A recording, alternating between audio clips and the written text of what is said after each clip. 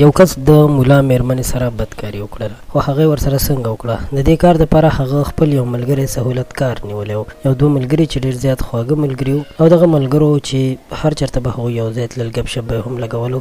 نو دوی په خپل منځ کې صلاح وکړه. د یو ورته وویل چې زما د جومات د مولا میرمنې سره یارانه ده او ته داسې وکړه چې ته هر مازدیګر یا ماښام نه پس هغه سره کښېنه، یو وخت یې وټاکو چې د هغې نه پس به زه د هغه کور ته ورځم. دې ملګري ورته وویل چې دا خو ماته داسې نامناسبه خبره ښکاري چې ته د هغه کور ته ورځې، ځکه چې هغه مولا دی، موږ هغه پسې مونځ کوو او چې ته د هغه کور ته د دغه کار دپاره ورځې نو دا خو ډېره بده خبره ده. دې هلک ورته وویل چې زه خو در سره دا خبره نه منم. خو بیا دې ملګري ورته وویل چې ته ما سره دا خبره ونه منې نو ته به زما نورې خبرې څه ومنې. هغه ورسره خپله دوستانه ختموله، خو بیا دا هلک هم مجبور و د ورسره ومنله چې زه صحیح ده زه به مولا سره کښېنم. نو دا به هر ماښام نه پس مولا سره کښېناستو، تر ډېره به ورسره ناستو تر دې چې د ماسخوتن د مانځه ټایم به شو نو بیا به دا هلک راپاڅېدو.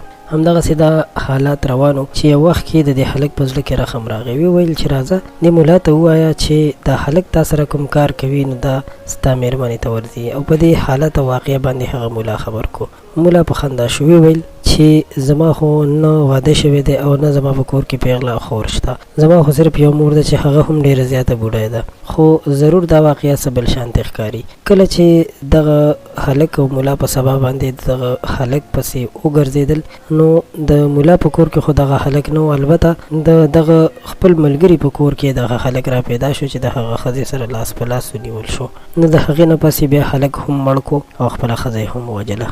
په دې واقعه کې تاسو سره دا عبرت موږ شریکول غوښتل چې نن سبا د اعتبار دور نه دی. داسې به ډېرې واقعې تاسو هم اورېدلي وي، لیدلي به مو وي چې د دې واقعې نه بیا داسې فسادونه هم پیدا شوي دي، فسادونه ترې جوړېږي، دښمنیانې ترې جوړې شوي دي. نو هېڅکله په خپلو ملګرو په خپلو دوستانو باندې دومره اعتبار مه کوئ.